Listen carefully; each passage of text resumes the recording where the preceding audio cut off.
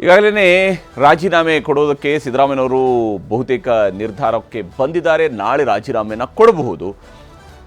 ಅವರು ರಾಜೀನಾಮೆ ಕೊಟ್ಟ ನಂತರ ನಡೆಯುವಂಥದ್ದು ಕಾಂಗ್ರೆಸ್ನ ಶಾಸಕಾಂಗ ಪಕ್ಷದ ಸಭೆ. ಅದರಲ್ಲಿ ಶಿವಕುಮಾರ್ ಅವರನ್ನ ಶಾಸಕಾಂಗ ಪಕ್ಷದ ನಾಯಕರಾಗಿ ಆಯ್ಕೆ ಮಾಡಿಕೊಳ್ಬಹುದು. ಸಿದ್ದರಾಮಯ್ಯನವರು ಕಾಂಗ್ರೆಸ್ನ ರಾಜ್ಯ ಇತಿಹಾಸದಲ್ಲಿ ಅತ್ಯಂತ ಸುದೀರ್ಘ ಅವಧಿಗೆ, ಕೇವಲ ಮುಖ್ಯಮಂತ್ರಿ ಆದಂತಹ ದಾಖಲೆ ಮಾತ್ರ ಅಲ್ಲ, ಅತ್ಯಂತ ಸುದೀರ್ಘ ಅವಧಿಗೆ ಕಾಂಗ್ರೆಸ್ನ ಶಾಸಕಾಂಗ ಪಕ್ಷದ ನಾಯಕರಾಗಿ ಕೆಲಸ ಮಾಡಿದಂಥವರು ಸಿದ್ದರಾಮಯ್ಯನವರು. 2009ರಲ್ಲಿ ಅವರು ಮೊದಲ ಬಾರಿಗೆ ಶಾಸಕಾಂಗ ಪಕ್ಷದ ನಾಯಕರಾಗಿ ಆಯ್ಕೆ ಆಗ್ತಾರೆ. ಅಲ್ಲಿಂದ ಸತತ 17 ವರ್ಷಗಳ ಕಾಲ ಅವರು ಕಾಂಗ್ರೆಸ್ನ ಶಾಸಕಾಂಗ ಪಕ್ಷದ ನಾಯಕರಾಗಿ ಕೆಲಸವನ್ನು ಮಾಡಿದ್ದಾರೆ. ಸತತವಾಗಿ ಅದು ವಿರೋಧ ಪಕ್ಷದ ನಾಯಕನಾಗಿ, ಮುಖ್ಯಮಂತ್ರಿಯಾಗಿ, ಮತ್ತೆ ಸಮನ್ವಯ ಸಮಿತಿ ಅಧ್ಯಕ್ಷರಾಗಿ, ಅದಾದ ಮೇಲೆ ವಿರೋಧ ಪಕ್ಷದ ನಾಯಕರಾಗಿ, ಈಗ ಮುಖ್ಯಮಂತ್ರಿಯಾಗಿ 17 ವರ್ಷಗಳ ಕಾಲ ಶಾಸಕಾಂಗ ಪಕ್ಷದ ನಾಯಕರಾಗಿ ಕೆಲಸ ಮಾಡಿದ್ರು. ಹೀಗಾಗಿ ಶಾಸಕರ ಮೇಲಿನ ಹಿಡಿತ ಸಿದ್ದರಾಮಯ್ಯನವರಿಗೆ ಸಹಜವಾಗಿ ದೊಡ್ಡ ಮಟ್ಟದಲ್ಲಿ ಇದ್ದೇ ಇದೆ, ಈ ಹಂತದಲ್ಲೂ ಕೂಡ. ಆದರೆ ಹೈಕಮಾಂಡ್ನ ನಿರ್ಧಾರಕ್ಕೆ ಅವರು ಬದ್ಧರಾಗಿದ್ದಾರೆ ಅನ್ನುವಂಥದ್ದು ಸದ್ಯಕ್ಕೆ ಕಾಂಗ್ರೆಸ್ನಿಂದ ಸಿಗ್ತಿರುವ, ಅವರ ಆಪ್ತರಿಂದಲೂ ಕೂಡ ಸಿಗ್ತಿರುವಂತಹ ಮಾಹಿತಿ. ಇಲ್ಲಿ ತೇಜಸ್ವಿನಿಯವರೇ, ಉಪಮುಖ್ಯಮಂತ್ರಿಗಳನ್ನೂ ಕೂಡ, ಯಾಕಂದರೆ ಈಗ ಒಬ್ಬರು ಉಪಮುಖ್ಯಮಂತ್ರಿ ಇದ್ದಾರೆ, ಸಿಂಗಲ್ DCM ಇದ್ದಾರೆ, ಇಲ್ಲ ಸಿಂಗಲ್ DCM ಅಲ್ಲ, 3 ಅಥವಾ 4 ಸಮುದಾಯವಾರು. ಯಾಕಂದರೆ ಇದೆಲ್ಲವೂ ಕೂಡ ಕಾಂಗ್ರೆಸ್ನ ಶಾಸಕರುಗಳೇ ಈ ಹಿಂದೆ ಚರ್ಚಿಸಿರುವಂತಹ ವಿಚಾರಗಳು, ನಿಮ್ಮ ಹಿರಿಯ ಸಚಿವರುಗಳು ಹಿಂದೆ ಚರ್ಚಿಸಿದಂತಹ ವಿಚಾರಗಳು. ಸಮುದಾಯಕ್ಕೊಬ್ಬರು ಉಪಮುಖ್ಯಮಂತ್ರಿ ಬೇಕು ಅಂತೇಳಿ ಬಹುಶಃ ಆ ಕಾಲ ಈಗ ಸನ್ನಿಹಿತ ಆಗ್ತಾ ಇದೆಯಾ ಅಂತ ಇದನ್ನು ಮಾಡೋದ್ರಿಂದಾಗಿ ಅನುಕೂಲ ಆಗಲ್ವಾ? ಲಿಂಗಾಯತರಿಗೆ ಪ್ರಾತಿನಿಧ್ಯ ಕೊಡಬೇಕು, ದಲಿತರಿಗೆ ಪ್ರಾತಿನಿಧ್ಯ ಕೊಡಬೇಕು. ಆ ರೀತಿ ಆಲೋಚನೆ ಮಾಡ್ತಾ ಇದ್ದಾರೆ ಗೊತ್ತಿಲ್ಲ. ಕಾಂಗ್ರೆಸ್ ಪಕ್ಷದಲ್ಲಿ ಜಾತಿ ಅನ್ನೋದಕ್ಕಿಂತ ಹಿಂದಿನಿಂದಲೂ ಕೂಡ ಮುಖ್ಯಮಂತ್ರಿಯನ್ನೇ ಪ್ರಮುಖವಾಗಿಟ್ಟುಕೊಂಡು ಆಯ್ಕೆಗಳನ್ನು ಮಾಡ್ತಾ ಬಂದಿದೆ. ಕಳೆದ ಸಂದರ್ಭದಲ್ಲಿ ಒಂದಿಷ್ಟು ಈಗ ಸಿದ್ದರಾಮಯ್ಯನವರು ಸಹಜ BJPಯವರಿಗೆ ಇವತ್ತು ಭಾರಿ ಸಂತೋಷ ಒಂದು ಕಡೆ ಆಗುತ್ತೆ. ಯಾಕಂದರೆ ಸಿದ್ದು ಒಂದು ದೊಡ್ಡ ಪರ್ವತದಂತೆ ಇವರಿಗೆ ನಿಂತಿದ್ದಂಥವರು ಈಸ್ ಅ ಲೆಜೆಂಡ್. ಖರ್ಗೆ ಅವರು ಇರ್ಬೋದು, ಅಥವಾ ಸಿದ್ದರಾಮಯ್ಯನವರು ಇರ್ಬೋದು, ಪರಮೇಶ್ವರ್ ಇರ್ಬೋದು, ಎಲ್ಲರದು ಒಬ್ಬರದ್ದು HK ಪಾಟೀಲ್ ಅವರು ಇರ್ಬೋದು, ಒಬ್ಬೊಬ್ಬರದ್ದು ಕಾಂಗ್ರೆಸ್ನಲ್ಲಿ ತುಂಬ ಜನ ಆಯ್ಕೆಗಳು ಇತ್ತು ಅಂತಕ್ಕಂಥ. ದೇಶಪಾಂಡೆ ಅವರು, ಅವ್ರಿಗೂ ಒಂದು ಅವಕಾಶ ನಿರೀಕ್ಷೆ ಮಾಡಿದ್ರು ಅಂತ ಒಂದು ಸೀರೀಸ್ ಆಫ್ ಇದಿದೆ. ಅಂದರೆ ಹಿರಿಯರ ಸಾಲಿನಲ್ಲಿ ಬಂದಾಗ ಈಗ ಹಿಂದೆ ಶ್ರೀಕಂಠಯ್ಯನವ್ರಿಗೆ ಸಿಕ್ಕಲಿಲ್ಲ ಅಂದರೆ ಅವ್ರಿಗೆ ಅರ್ಹತೆ ಇದ್ದಾಗ್ಯೂ ಕೂಡ, ಬಿಕಾಸ್ ಎಲ್ಲರಿಗೂ ಸಿಗಲ್ಲ. ಈಗ DK ಅವರು ಸೆಕೆಂಡ್ ಲೈನ್ ಲೀಡರ್ಶಿಪ್ಪಲ್ಲಿ ಒಂದು ದೊಡ್ಡ ಸಮಾಜವನ್ನು ಪ್ರತಿನಿಧಿಸ್ತಾರೆ, ಹಳೆ ಮೈಸೂರು ಭಾಗವನ್ನು ಪ್ರತಿನಿಧಿಸ್ತಾರೆ, ಮತ್ತು ಸಿದ್ದರಾಮಯ್ಯನವ್ರ ಜೊತೆಲ್ಲೂ ಕೂಡ ಕೆಲಸ ಮಾಡಿದ್ದಾರೆ, ಹಿಂದೆ ಅನೇಕ ದಿಗ್ಗಜರ ಜೊತೆ ಕೆಲಸ ಮಾಡಿದ್ದಾರೆ. ಖಂಡಿತ ಐಡಿಯಾಲಜಿಕಲಿ ಬಂದಾಗ ನೋಡಿ, ಕಬ್ಬಿಣದ ಕಡಲೆಯಂತಿದ್ದ ಅನೇಕ ವಿಚಾರ, ಸೋಷಿಯಲ್ ಜಸ್ಟಿಸ್ ಕೊಡುವಾಗ ಗ್ಯಾರಂಟಿಗಳ ವಿಚಾರ ಇರ್ಬೋದು, ಸಾಮಾಜಿಕ ನ್ಯಾಯ ಇರ್ಬೋದು, ಒಳ ಮೀಸಲಾತಿ ಇರ್ಬೋದು, ಜಾತಿ ಗಣತಿ ಇರ್ಬೋದು, ನಿಜವಾಗ್ಲೂ BJP ಎಷ್ಟೇ ಹೋರಾಟ ಮಾಡಿದ್ರು, ಅದಕ್ಕೆಷ್ಟೇ ಪ್ರತಿರೋಧ ಬಂದ್ರು, ಸಿದ್ದರಾಮಯ್ಯನವರ ಕಮಿಟ್ಮೆಂಟನ್ನು ಸಡಿಲಗೊಳಿಸಲಿಲ್ಲ. ಸವಾಲುಗಳಿತ್ತು, ಸವಾಲುಗಳಿಲ್ಲ. ಜಸ್ಟ್ ಮಾತಾಡ್ತೇನೆ. ಈಗ ರಾಮನಗರದ ಶಾಸಕರು, ಯಾಕಂದ್ರೆ ಇವರು ಅನೇಕ ಬಾರಿ ಮುಹೂರ್ತಗಳನ್ನು ಹೇಳಿದ್ರು, ಶಿವಕುಮಾರ್ ಅವರು ಶಿವಕುಮಾರ್ ಅವರು ಮುಖ್ಯಮಂತ್ರಿ ಪ್ರಮಾಣ ವಚನದ ಬಗ್ಗೆ ಇವತ್ತು ಏನು ಹೇಳ್ತಿದ್ದಾರೆ ನೋಡೋಣ. ಗಳಿಗೆ ಒಳಗೆ ಕಾಲ ಕೂಡು ಬಂದಿದೆ. ನಮ್ಮ ನಾಯಕರಿಗೆ ನಾವೆಲ್ಲ ಏನು ಇಡೀ ರಾಜ್ಯದ ಜನರು, ನಾಯಕರು, ಮುಖಂಡಗಳು, ಕಾರ್ಯಕರ್ತರು ಏನು ಬಯಸ್ತಾ ಇದ್ರು, ಭಗವಂತ ಇವತ್ತು ನೆರವೇರಿಸಿದ್ದಾನೆ. ಅವನಿಗೆ 1 ಕೋಟಿ ಕೋಟಿ ಕೋಟಿ ಕೋಟಿ ನಮಸ್ಕಾರ. ಧ್ವನಿಯನ್ನ ಮೊದಲು ಗಟ್ಟಿ ಎತ್ತಿದವರು ನೀವು, ಆಮೇಲೆ ಮೆತ್ತಗೆ ಮಾಡಿಕೊಂಡವ್ರು ನೀವು, ಸುಮ್ಮನೆ ಇದ್ರಿ. ಆಮೇಲೆ ನಾನು ಎಲ್ಲದಕ್ಕೂ ನನಗೂ ಒಂದು ಇತಿಮಿತಿ ಇರ್ತದೆ. ಪಕ್ಷದ ವರಿಷ್ಠರು ಶಿಸ್ತನ್ನು ಕಾಪಾಡಬೇಕಂತ ಹೇಳ್ತಾರೆ. ನಾನೊಬ್ಬ ಕಾಂಗ್ರೆಸ್ ಪಕ್ಷದ ಒಬ್ಬ ಕಾರ್ಯಕರ್ತನಾಗಿ ನಾನು ಪಾಲನೆ ಮಾಡಬೇಕಾಗ್ತದೆ. ಎಲ್ಲರ ಮೇಲೂ ಅದೇ ಜವಾಬ್ದಾರಿ ಇರ್ತದೆ. ಸೊ ನನ್ನ ಕೂಗು ಎಷ್ಟು ಮಟ್ಟಿಗೆ ಹೋಗ್ತಾ ಗೊತ್ತಿಲ್ಲ. ನನಗೆ ಹೇಳಿದ್ರು, ಕಾಲ ಬಂದಾಗ ಮಾತಾಡಿ, ಈಗ ಯಾಕೆ ಮಾತಾಡ್ತೀರಾ, ನೀವೆಲ್ಲರೂ ಇರಬೇಕು ಅಂತ ಹೇಳಿ. So I have to be like that. ಏನ್ ಮಾಹಿತಿ ಬಂದಿದೆ ಸರ್? ಯಾವಾಗ ಏನು ಅಂತ ಏನಾದ್ರು ಮಾಹಿತಿ ಬಂತು? ಅವಕಾಶ ಕೊಟ್ಟಿದ್ದಾರೆ ಹೈಕಮಾಂಡ್, ಅವರು ವರಿಷ್ಠರು ತೀರ್ಮಾನ ತಗೊಂಡಿದ್ದಾರೆ.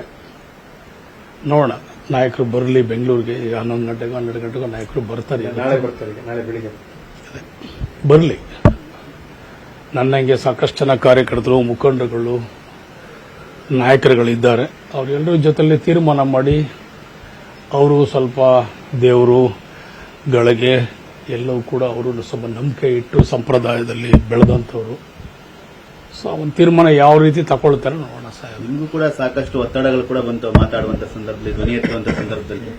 ಸರ್ವೇ ಸಾಮಾನ್ಯ ಅಲ್ವಾ ಅದೆಲ್ಲ. ಕಾಂಗ್ರೆಸ್ ಪಕ್ಷದಲ್ಲಿ ಅವೆಲ್ಲ ಎಲ್ಲರೂ ಕೂಡ ಜೊತೆಲಿ ಹೋಗಬೇಕು ಅನ್ನೋದೇ ಎಲ್ಲರದು ಕೂಗು. ಸೊ ನಾವೆಲ್ಲರೂ ಕೂಡ ಕಾಂಗ್ರೆಸ್ ಪಕ್ಷದ ಶಿಸ್ತನ್ನು ಪಾಲನೆ ಮಾಡಬೇಕಾಗ್ತದೆ. ಖುಷಿ ಇದೆ. ಪ್ರಾಯಶಃ ನಾನು ಬೆಳಗಿನ ಜಾವಗಂಡ ನನಗೆ ನಿದ್ದೆ ಬರಲಿಲ್ಲ. ಡೆಲ್ಲಿಗೆ ಅವಾಗವಾಗ ನಂದೇ ಆದಂಥ ದಾಟಿನಲ್ಲಿ ನಾನು ಯಾರನ್ನ ಮಾತಾಡಬೇಕು ನಾನು ಮಾತಾಡ್ತಾ ಇದ್ದೆ. ಅಷ್ಟೋ ಇಷ್ಟೋ ತಿಳ್ಕೊಳ್ತಾ ಇದ್ದೆ. ನನಗೆ ಬೆಳಗಿನ ಜಾವಗಂಡ ನಿದ್ದೆ ಬರಲಿಲ್ಲ. ಬಹಳ ಸಂತೋಷ ಆಯಿತು. ಭಗವಂತ ನಮ್ಮ ಕೂಗನ್ನ, ನಮ್ಮ ಪ್ರಾರ್ಥನೆಯನ್ನ, ನಮ್ಮ ಬಯಕೆಯನ್ನ, ನಮ್ಮ ಅಭಿಲಾಷೆಯನ್ನ ಈಡೇರಿಸಿದ್ದಾನೆ ಅಂದ್ಬಿಟ್ಟು ನಾನು ಅವನಿಗೆ ಕೋಟಿ ಕೋಟಿ ನಮಸ್ಕಾರವನ್ನು ಹೇಳ್ತೀನಿ. ತೇಜಸ್ವಿನಿ ಅವರೇ, ಎರಡನೇ ಪಾಯಿಂಟ್, ಡಿ ಕೆ ಶಿವಕುಮಾರ್ ಅವರನ್ನ, ಡಿ ಕೆ ಶಿವಕುಮಾರ್ ಒಬ್ಬ ವ್ಯಾಪಾರಿ, ಹಾಗಾದ್ರೆ ರಾಜ ವ್ಯಾಪಾರಿ ಆದ್ರೆ ರಾಜ್ಯ ಬಿಕಾರಿ ಆಗತ್ತೆ ಅಂತ ಹೇಳಿದ್ದು ಬಿಜೆಪಿಯವರು ಮತ್ತು JDSನವರು. ಮತ್ತೆ ಇಡಿಯನ್ನ ದುರ್ಬಳಕೆ ಮಾಡಿ, CBIಯನ್ನ ದುರ್ಬಳಕೆ ಮಾಡಿ ತಿಹಾರ್ ಜೈಲಿಗೆ ಕಳಿಸಿ ಹೇಗೆ ನೋವು ಕೊಟ್ಟರು ಅನ್ನೋದನ್ನು ಸ್ವತಃ ಡಿ ಕೆ ಶಿವಕುಮಾರ್ ಜಿಯವರು ಅನೇಕ ಸಂದರ್ಭಗಳಲ್ಲಿ ಹೇಳಿದ್ದಾರೆ. ಸಿದ್ದು ಇದ್ದಾಗ ಇವರಿಗೇನು ಸಿಗಲಿಲ್ಲ. ಸಿದ್ದು ಅವ್ರಿಗೆ ಮೂಡಾ ತಂದ್ರು, ಗೂಡಾ ತಂದ್ರು, ಯಾವುದ್ರಲ್ಲೂ ಬೇಳೆ ಬೇಯಲಿಲ್ಲ. ಮತ್ತೆ ಇವರು ಇವತ್ತು ಮಾತಾಡ್ತಾ ಇದ್ದಾರಲ್ಲ, ಅವ್ರಿಗೆ ಹೆಂಗೆ ಗೊತ್ತಾ, ಇದೊಂದು ದೊಡ್ಡ ಗೊಂದಲ ಆಗಬೇಕಿತ್ತು ಅಂದರೆ ಬದಲಾವಣೆ ವಿಚಾರ ಕೂಡ ಇಶ್ಯೂಕೊಳ್ಳಿಲ್ಲ. ಇದೇ ಅಶೋಕ್ ಅವರು ಅವ್ರಿಗೆ ಅಷ್ಟೊಂದು ದಿನ ಅಧಿಕಾರ ಕೊಟ್ಟರಲ್ಲ, ಏನು ಹಳೆ ಮೈಸೂರು ಭಾಗದಲ್ಲಿ ಎಷ್ಟು ಅವರ ಪಕ್ಷವನ್ನು ಕಟ್ಟಿದ್ದಾರೆ. ಮತ್ತೆ ಇದೇ CT ರವಿ ಅವರು ರಾಷ್ಟ್ರ ಮಟ್ಟದಲ್ಲಿ ಅಧಿಕಾರವನ್ನು ಪಡೆದಿದ್ರು, ಎಷ್ಟು ಜನನ. ಮತ್ತೆ ಇದೇ ಸದಾನಂದ ಗೌಡ್ರಿಗೆ ಅಧಿಕಾರ ಕೊಟ್ಟರು, ಶೋಭಾ ಅವ್ರಿಗೆ ಅಧಿಕಾರ ಕೊಟ್ಟರು, ಅಶ್ವಥ್ ನಾರಾಯಣ ಅವ್ರಿಗೆ ಅಧಿಕಾರ ಕೊಟ್ಟರು. ಮರ್ತೋಗ್ಬಿಡ್ತಾರೆ ಬೇಗ, ಶಾರ್ಟ್ ಮೆಮೊರಿ, ನೆನಪು ಮಾಡಬೇಕು ಅಂತ. ಅಶೋಕ್ ಬಗ್ಗೆ ವೈಯಕ್ತಿಕವಾಗಿ ನನಗೇನಿಲ್ಲ. ಸಿದ್ದರಾಮಯ್ಯನವರು ಸಾಮಾಜಿಕ ಸಮಾನತೆಯನ್ನು ಕೊಡೋದ್ರಲ್ಲಿ, ಸೋಷಿಯಲ್ ಜಸ್ಟಿಸ್ನ ಹರಿಕಾರ ಅನ್ನೋದನ್ನು ಕಿತ್ಕೊಳ್ಳೋಕ್ಕಾಗಲ್ಲ. ಕಾಂಗ್ರೆಸ್ ಪಕ್ಷ ಖಂಡಿತ ಅವ್ರಿಗೆ ದೊಡ್ಡ ಅವಕಾಶವನ್ನು ಮಾಡಿಕೊಟ್ಟಿದೆ. ಆ ಕೃತಜ್ಞತೆ ಸಿದ್ದರಾಮಯ್ಯನವ್ರಿಗಿದೆ. ಚೀಪಾಗಿ ವರ್ತಿಸ್ತಕ್ಕಂಥದ್ದು ಈಸ್ ಡಿಗ್ನಿಫೈಡ್ ಪರ್ಸನ್. ಬಟ್ ಅವರಿಗೆಲ್ಲ ಒಂದು ಕಡೆ ತನ್ನ ವ್ಯಕ್ತಿತ್ವಕ್ಕೆ ಒಂದು ಕ್ಯಾರೆಕ್ಟರ್ ಅಸಸಿನೇಷನ್ ಮಾಡಿದ್ರು, ಕುಂದು ತರೋ ಪ್ರಯತ್ನ ಮಾಡಿದ್ರು ಅನ್ನೋದ್ರ ಬಗ್ಗೆ ವೈಯಕ್ತಿಕ ನೋವಿದೆ. ಬಿಟ್ಟರೆ DK ಅವ್ರನ್ನ ತರ್ತಕ್ಕಂಥದ್ದು ಬಿಡ್ತಕ್ಕಂಥದ್ದು ಪಕ್ಷ ಕೂರಿಸ್ತಕ್ಕಂಥದ್ದು ನಮ್ಮಲ್ಲಿ. ಮತ್ತು ಸಿದ್ದರಾಮಯ್ಯನವ್ರನ್ನ ತೆಗೆಯೋ ವಿಚಾರ ಅವರು ಕೂತ್ಕೊಳ್ಳೇಬೇಕು ಅಂದ್ರೆ ಅಷ್ಟು ಸುಲಭ ಅಲ್ಲ. ನಿಮಗೆಲ್ಲ ಗೊತ್ತಿದೆ, ಸ್ಮೂತ್ ಟ್ರಾನ್ಸಿಷನ್, ಅದನ್ನೇ ನೀವು ತುಂಬ ಸೂಕ್ಷ್ಮವಾಗಿ ಚೆನ್ನಾಗಿ ಡಿಬೇಟ್ ಮಾಡ್ತಾ ಇದ್ದೀರಾ ಒಂದು ವಾರದಿಂದ. ಅವರು ಪಕ್ಷ ತೀರ್ಮಾನ ತಗೊಂಡ ಒಂದು ಕ್ಷಣ ಕೂಡ ನಾನು ಕೂತ್ಕೊಳ್ಳೋದಿಲ್ಲ ಅಂತ ಹೇಳ್ತಕ್ಕಂಥದ್ದು. ಹಾಗಾಗಿ DK ಅವರು ಕೂಡ ತುಂಬ ಅನುಭವವನ್ನು ಪಡೆದಿದ್ದಾರೆ. ರಾಜ್ಯವನ್ನು ಮುಂದೆ ತಗೊಂಡೋಗ್ಬೇಕು. ಹಲವಾರು ಪ್ರದೇಶಗಳಲ್ಲಿ, ಹಲವಾರು ಸಮಾಜಗಳಲ್ಲಿ ಪ್ರತಿಯೊಂದು ಗ್ಯಾರಂಟಿ ಕೊಟ್ಟಿದ್ದೀವಿ, ಸವಾಲುಗಳಿದ್ದಾವೆ. ಬರಿದು ಮಾಡೋಗಿದ್ರು. ಯಡಿಯೂರಪ್ಪನವ್ರ ಕಣ್ಣಲ್ಲಿ ಕಣ್ಣೀರಾಕ್ಸಿ ರಾಜೀನಾಮೆ ಕೊಡಿಸಲ್ಪಟ್ಟವ್ರು ಇವರು. ಆಮೇಲೆ ನಾನು ಪಾದಯಾತ್ರೆನಲ್ಲಿ ಹೋಗಿ ರಾಜೀನಾಮೆ ಕೊಡ್ತೀನಿ ಅಂತಿದ್ರು. ಎಷ್ಟು ಬೇಗ ಮಾರ್ತೋಗ್ತಾರೆ. 2 ವರ್ಷ ತುಂಬಿದ ದಿನ ಅನ್ಸೆರೆಮೋನಿಯಸ್ಲಿ, ಅಗೌರವಯುತವಾಗಿ ಅವರನ್ನ ತೆಗೆದಂತವ್ರಾದ್ರಿಂದ ದಯವಿಟ್ಟು ಸಿದ್ದರಾಮಯ್ಯನವ್ರ ಬಗ್ಗೆ ಬಗ್ಗೆ ನಿಮ್ಗೆ ಪ್ರೀತಿ ಗೌರವ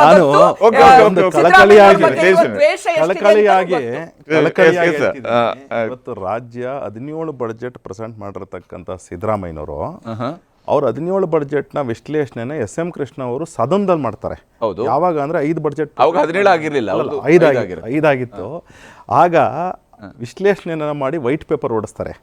ನಮ್ಮ ಕುತೂಹಲ ಇರತಕ್ಕಂತಹದ್ದು ಏನು ಅಂದ್ರೆ, ಇವತ್ತು DK ಶಿವಕುಮಾರ್ ಅವ್ರಿಗೆ ಎಂಥ ಕಠಿಣ ಪರಿಸ್ಥಿತಿ, ಅವರ ರಾಜಕೀಯ ಗುರು ಮತ್ತು ಅವ್ರನ್ನ ಮೇಲ್ ತಂದಂಥವ್ರು, ರಾಜಕೀಯದ ಯಾವುದೋ ಒಂದು ಕಾಲದಲ್ಲಿ ಬಿದ್ದೋದಂತಹ DK ಶಿವಕುಮಾರ್ ಅವ್ರನ್ನ ಕಿಡಿದು ಮೇಲ್ ತಂದು ಇವತ್ತು ಈ ಮಟ್ಟಕ್ಕೆ ಬೆಳೀಲಿಕ್ಕೆ ಪ್ರೇರೇಪಣೆ ಕೊಟ್ಟಂತವ್ರು SM ಕೃಷ್ಣ ಅವರು. ಅವರ ಆದಿನ ತುಳಿತಾರ DK ಅವರು. ಅಂದ್ರೆ ವೈಟ್ ಪೇಪರ್ ಈಗಲೂ ಕೂಡ ಇವರು ಹೊಡಿಸಬೇಕು ಅಂತ ಅವ್ರದೇ ಸರ್ಕಾರ. ಬರ್ತಾ ಇದ್ದೀನಿ ಅದಕ್ಕೆ ಬರ್ತಾ ಇದ್ದೀನಿ. ಅದಾದ್ಮೇಲೆ ಇವತ್ತು ಇಲ್ಲಾಂದ್ರೆ ಸಿದ್ದರಾಮಯ್ಯನವರು 17 ಬಜೆಟ್ ನಾನೇ ಬಜೆಟ್ ಬ್ರಹ್ಮ ಅವಕಾಶ, ಅದ್ಭುತವಾದಂತ ಅವಕಾಶ ಬರ್ತೀನಿ. ನಿಮ್ಗೆ ಎಂತ ಅವಕಾಶ ಜನ ಕೊಟ್ಟರು, 2019 ಕೊಟ್ಟರು. ತುಂಬಾ ಸಂತೋಷ. ಅವಾಗ ವೈಟ್ ಪೇಪರ್ ಯಾಕೆ ತರಲಿಲ್ಲ ನೀವು? ನಾವು SM ಕೃಷ್ಣ ಅವರು ಸಿದ್ದರಾಮಯ್ಯ ಅವ್ರನ್ನ ಅವಲೋಕನ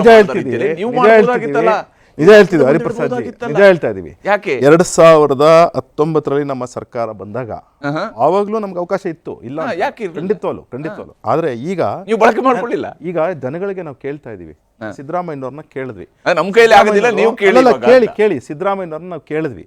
ಏನಂತಂದ್ರೆ ವೈಟ್ ಪೇಪರ್ ಓಡಿಸ್ಬಿಡಿ ಸಿದ್ದರಾಮಣ್ಣ, ತಮ್ಮ ಸಾಧನೆಗಳನ್ನ 8 ವರ್ಷದ ಪಟ್ಟಿ, 33 ವರ್ಷದ ಅಧಿಕಾರ ಸುದೀರ್ಘವಾಗಿ ಕರ್ನಾಟಕ ರಾಜ್ಯದಲ್ಲಿ ಯಾರಾದರೂ ಒಬ್ಬ ಸುದೀರ್ಘವಾಗಿ ಅಧಿಕಾರ ಅನುಭವಿಸಿದ್ದಾರೆ ಅಂತ ಹೇಳಿದ್ರೆ 43 ವರ್ಷದ ರಾಜಕಾರಣ ಸಿದ್ದರಾಮಯ್ಯನವ್ರದ್ದು. 10 ವರ್ಷ ಮನೆ ಕೂತಿದ್ರು.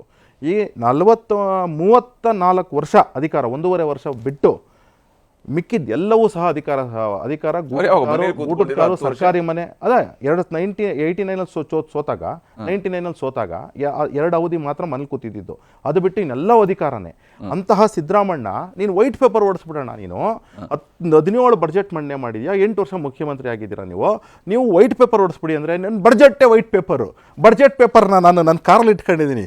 ಓದಿದ್ರೆ ಏನಪ್ಪ ವೈಟ್ ಪೇಪರ್ ಇದೆ ಅಂತ ಒಂದು ನಿಮಿಷ ಹೇಳಿದ ಮಾತುಗಳಿಗೆ ವೈಟ್ ಪೇಪರ್ ಅನ್ನು ಹೊರಡಿಸಿದ್ರು ಯಾಕಂತ ಬಂತು. ನಿಮ್ಮ ವಿಚಾರಗಳು ಕೂಡ ಅಲ್ಲಿ ಸೇರಿಕೊಳ್ಳುತ್ತವೆ ಅಂತ. ತುಂಬಾ ಒಳ್ಳೆಯದು. ಸಿದ್ದರಾಮಯ್ಯ ಅವರು ತಮ್ಮ ಬಜೆಟ್ ಬಜೆಟ್ ಹೇಳುವಾಗ 2013 ಬಜೆಟ್ ನಲ್ಲಿ ಸಿದ್ದರಾಮಯ್ಯ 2013 ಬಜೆಟ್ ನಲ್ಲಿ ಮತ್ತು 2023 ಬಜೆಟ್ ನಲ್ಲಿ ಸಿದ್ದರಾಮಯ್ಯನವರ ಅವರು ವೈಟ್ ಪೇಪರ್ ಅನ್ನು ಅಧಿಕೃತವಾಗಿ ಹೊರಡಿಸಿದ್ರು ಕೂಡ ಅಷ್ಟೂ ಅಂಶಗಳು ನಿಮ್ಮ ಪಕ್ಷದ ಅಧಿಕಾರದ ಬಗ್ಗೆ ಅವರು ಪಟ್ಟಿ ಮಾಡಿ ಹೇಳಿದ್ರಲ್ಲ, ಅವುಗಳಿಗೆ ನೀವು ಸದನದ ಒಳಗಡೆ ಉತ್ತರ ಕೊಡಬೇಕಾಗಿತ್ತು. ಇಲ್ಲ ನಾವು ಹಂಗೆ ಮಾಡಿಲ್ಲ ಅಂತ ಹೇಳ್ಬೇಕಿತ್ತು. 1 ಲಕ್ಷ ಕೋಟಿ ರೂಪಾಯಿ ಎಕ್ಸ್ಟ್ರಾ ನೀವು ಖರ್ಚು ಮಾಡಿದಿರಿ, ಇಲ್ಲದೆ ಖರ್ಚು ಮಾಡಿದ್ರಿ ಅಂತ ಹೇಳಿದ್ರಲ್ಲ, ಅದಕ್ಕೆ ನೀವು ಉತ್ತರ ಕೊಡಬೇಕಾಗಿತ್ತು. ಅದನ್ನ ಯಾವುದು ಮಾಡೋದಿಲ್ಲ ನೀವು. ಅವ್ರ ಬೇಗ ವೈಟ್ ಪೇಪರ್ ಅದೊಂದು ವಿಚಾರಕ್ಕೆ ಸದನದಲ್ಲಿರ್ತಕ್ಕಂಥ ಉತ್ತರ ಕೊಡ್ತಾರೆ. ನಾನು ವಕ್ತಾರನಾಗಿ ಹೇಳ್ತಾ ಇದ್ದೀನಿ ಏನಂತ ಹೇಳಿದ್ರೆ, ಬಡ್ಜೆಟ್ ಪೇಪರ್ ಓದ್ಕೊಂಡು ಮತ್ಸ್ಯ ಡೆವಲಪ್ಮೆಂಟ್ಗೆ ಅಂದ್ರೆ ಮೀನು ಸಾಗಾಣಿಕೆಗೆ ಏನಾದರೂ ಒಂದು ಕೊಡುಗೆ ಕೊಟ್ಟಿದ್ದಾರಾ ಸಿದ್ದರಾಮಣ್ಣ ಅಂತಂದ್ಬಿಟ್ಟು ಓದ್ತಾ ಇದ್ದೆ ಆಯ್ತಾ. ಫುಲ್ ಡೀಟೇಲ್ ಆಗಿ ನೋಡಿದ್ರೆ ಸಿದ್ದರಾಮಣ್ಣನ್ಗೆ ಕಾಳಜಿನೇ ಇಲ್ಲ ಅದ್ರ ಬಗ್ಗೆ. ನಿಮ್ಮ ಸಮುದಾಯದ ಕುರಿ ಸಾಕಾಣಿಕೆ ಬಗ್ಗೆ ಕಾಳಜಿ ಕೊಟ್ಟಿದ್ದೀರಾ ಅಂದ್ರೆ ಸಿದ್ದರಾಮಣ್ಣ ಪಾಪ ನಾನೇ ಪರ್ಸನಲ್ ಆಗಿ ಓದ್ಕೊಂಡಿದ್ದೀನಿ. ಕುರಿ ಸಾಕಾಣಿಕೆ ಬಜೆಟ್ ಬಗ್ಗೆ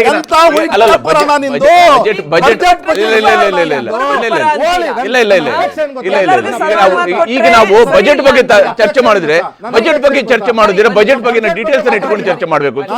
ನೀವು ಇದು ತೇಲ್ಸೋದಕ್ಕೆ ಬೇಕಾಗಿ ಯಾವ್ದನೋ ತಂದು ಇಲ್ಲ ಇದೇ ಸತ್ಯವೇನೋ ಅಂತ ಹೇಳುವಂತ ಬಿಂಬಿಸುವಂತದ್ದು ಮಾಡೋದು ಬೇಡ. ಯಾಕಂದ್ರೆ ಕುರಿ ವಿಚಾರದನ್ನ ನೀವು ಹೇಳಿದ್ರಿ, ಕುರಿ ವಿಚಾರದಲ್ಲಿ ಅವ್ರು ತಂದ ಯೋಜನೆಗಳು ಮತ್ತು ನಿಮ್ ಸರ್ಕಾರದ ಯೋಜನೆಗಳು ಎರಡನ್ನೂ ಕೂಡ ಮಾತಾಡೋಣ. ಅವ್ರ ಸರ್ಕಾರದ ಯೋಜನೆಯಲ್ಲಿ ತಂದಿರುವಂತಹ ಅಂಶವನ್ನ ನಿಮ್ಮ ಸರ್ಕಾರದ ಅವಧಿಯಲ್ಲಿ ಏನ್ ಮಾಡಿದ್ರು ಅನ್ನೋ ಬಗ್ಗೆ ಮಾತಾಡಬೇಕಾಗುತ್ತೆ. ಈ ವಿಚಾರಗಳು ಬೇಡ.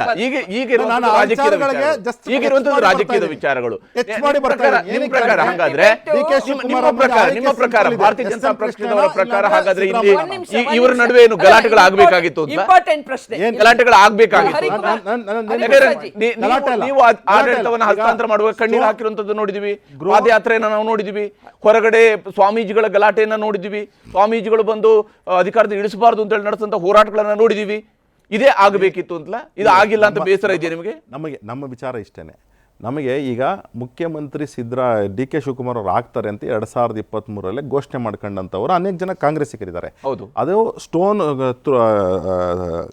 ನಾನು ಆಗ್ಲೇ ಹೇಳಿದೆ, ನೀ ಕೂಡ ನಾನು ಬಿಡೆ ಅಂತ ಹೇಳಿ. ಆ ಸೀರೀಸ್ನ ಒಂದು ನಿಮಿಷ 2024 ಒಂದ್ಸತಿ, 2025, 2025 ಎರಡನೇ ಬಾರಿ, ಈಗ 2026 ಹಸ್ತಾಂತರ ಆಗತ್ತೆ ಅಂತ ಅಂದ್ಬಿಟ್ಟು ಸುದ್ದಿ ಬರ್ತಾ ಇದೆ.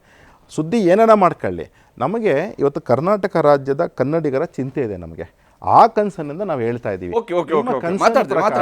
ನೀವು ಯಾವ ಪಾತಲ್ಲಿ ನಡೀತೀರಾ DK ಶಿವಕುಮಾರ್ ಅವರು ಅಂತ. ಯಾಕಂದ್ರೆ ಇವತ್ತು ಸುಪ್ರೀಂ ಕೋರ್ಟ್ನ ಆದೇಶ ಬಂದಿದೆ ಮೇಕೆದಾಟು ಬಗ್ಗೆ, ಇವತ್ತು ಪೇಪರಲ್ಲೆಲ್ಲ ಬಂದಿದೆ. ಇವತ್ತು ನಾವು DK ಶಿವಕುಮಾರ್ ಅವರು ಮುಖ್ಯಮಂತ್ರಿ ಆದ್ರೆ ನಾನು ಮೇಕೆದಾಟನ ಹೋರಾಟ ಮಾಡಿದಂಥವರು DK ಶಿವಕುಮಾರ್ ಅವರು. ಇವತ್ತು ನೀವು ಸ್ಪಷ್ಟವಾಗಿ ಹೇಳ್ಬೇಕು, ಹೌದಪ್ಪ ಇವಾಗ ಯಾರ್ದು ತಕರಾರಿಲ್ಲ, ಸುಪ್ರೀಂ ಕೋರ್ಟ್ ಇಂದಾನು ಕ್ಲಿಯರ್ ಆಗಿದೆ. ಇವತ್ತು ಬಿಜೆಪಿ ಅವರು ಇವತ್ತು ಸುಪ್ರೀಂ ಕೋರ್ಟ್ ಅಲ್ಲಿ ಇವತ್ತು ಕನ್ನಡ ಪ್ರಭಾದಲ್ಲಿ ಸ್ಪೆಸಿಫಿಕ್ ಆಗಿ ಬರೆದಿದ್ದಾರೆ, ಯಾವುದೇ ರೀತಿ ತಕರಾರಿಲ್ಲ, ಇನ್ನು ಯೋಜನೆ ಮುಂದುವರಿಬಹುದು ಅಂತ ಹೇಳಿ. ಅದೇ ಕಾಂಗ್ರೆಸ್ TVK ಸರ್ಕಾರ ಏನಿದೆ, ನೀವು ಅದರಲ್ಲಿ ಅಲಯನ್ಸ್ ಇದ್ದೀರಾ, ಅದನ್ನು ಹೇಗೆ ಮಾಡ್ತಾರೆ ಅಂತಕ್ಕಂಥದ್ದು DK ಶಿವಕುಮಾರ್ ಅವರು ಈಗ ಮುಂದಿನ ದಿನಗಳಲ್ಲಿ ಹೇಳಬೇಕು. ಯಾಕಂದ್ರೆ ನೀರಾವರಿ ಸಚಿವರಾಗಿ 3 ವರ್ಷ ಅನುಭವ ತಗೊಂಡಿದ್ದೀರಾ, ಪ್ಲಸ್ 1 ವರ್ಷ 4